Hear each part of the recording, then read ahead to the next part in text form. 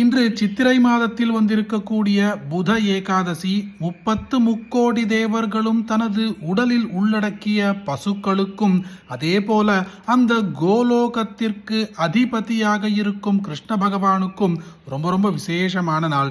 இந்த ஏகாதசி என்று இன்றைய பதிவில் பார்க்க போகும் கிருஷ்ண பகவானின் மந்திரத்தை ஒருமுறை சொன்னாலோ கேட்டாலோ 1000 பசுக்களுக்கு பசி தீர்த்த புண்ணியத்தை பெற்றுத்தரும்.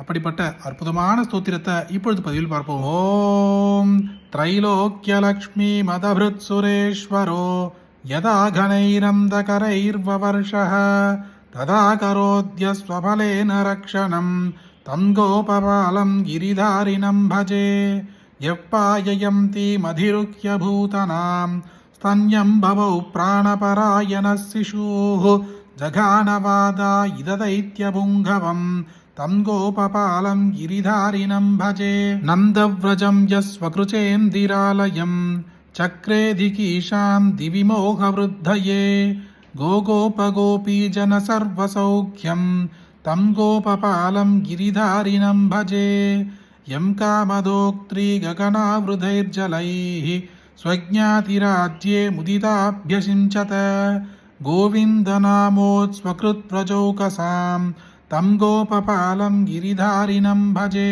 யஸ்யானனாப்ஜம் ரஜசுந்தரி ஜனா தினக்ஷயே லோச்சன ஷட்பதைர்முதா பிபந்த்யதீரா விரஹாதுராப்ருஷம் தம் கோபபாலம் கிரிதாரிணம் பஜே பிருந்தாவனே நிர்ஜர பிருந்தவந்திதே காச்சாரயன்யः கலு வேணு நிஸ்வனः கோபாங்கனா சித்த விமோகமன்மத தம் கோபபாலம் கிரிதாரிணம் பஜே யஸ்வாத்மலீலா ரசதித்சயா சதாம் ஆவிஷ்யகாராக்னிகுமார விக்கிரகம் ஸ்ரீவல்லபாத்வானுசுதைகபாலகம் தம் கோபபாலம் கிரிதாரிணம் பஜே கோபேந்திரசூனோர்கிரிதாரிணோஷ்டகம் படேதி தம் யஸ்ததனன்யமானசः சமுच्यते துக்கமஹார்ணவாத்புஷம் प्राप्नोति दास्यं गिरिधारिणे ध्रुवं प्रणम्य सम्प्रार्थयते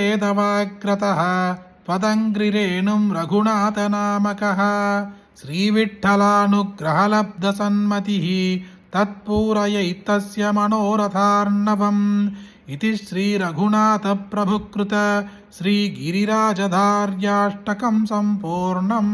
ஏகாதசி நாளில் எம்பெருமான் ஸ்ரீகிருஷ்ண பகவானின் ஸ்தோத்திரத்தை பக்தியோடு கேட்ட மாத்திரத்திலேயே வைகுண்ட பிராப்தி கிடைப்பதாக நமது வேதங்கள் சொல்கின்றன. அப்படியாக இன்று சித்திரை ஏகாதசியில் இந்த ஸ்ரீகிருஷ்ண பகவானின் ஸ்தோத்திரத்தை நாம் ஒருமுறை கேட்டாலே அந்த மோட்ச பிராப்தி கிடைப்பதோடு மட்டுமின்றி 1000 பசுக்களுக்கு பசி தீர்த்த புண்ணியமும் நமக்கு சேர்ந்தே கிடைக்கும். அப்படிப்பட்ட அற்புதமான இந்த ஸ்தோத்திரத்தை உங்களுக்கு தெரிஞ்ச எல்லாருக்குமே கட்டாயம் பகிருங்க. இந்த வீடியோவை லைக் பண்ணுங்க. நாளைக்கு மற்றொரு பதிவில் சந்திப்போம். ஹரி ஓம் மகா பெரியவா போற்றி.